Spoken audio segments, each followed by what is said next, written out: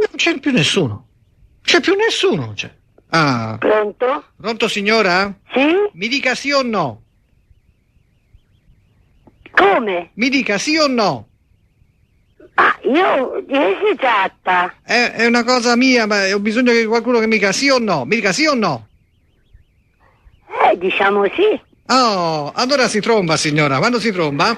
Cretino, imbecille! Ma signora, lei... Trovatene un'altra! Ma va bene, ma voglio dire, non si arrabbi, ha detto lei di sì. Capirai, e chi sei, un imbecille da denunciarti? Sta attento perché sono brava a rincacciare la telefonata.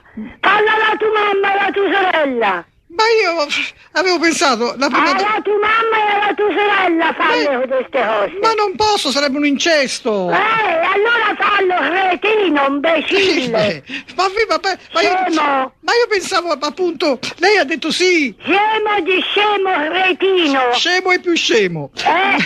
Sì, ma lei ha detto sì, io pensavo... Ma pigliatelo in quel posto, pigliatelo lì che ne avrai bisogno. Ma io veramente... Lo volevi per pigliarlo in quel posto? Ma no, ma io insomma non sono molto adatto. No. Imbecille. Ma io veramente sarei più adatto a fare un'altra cosa. Ma fanculo va.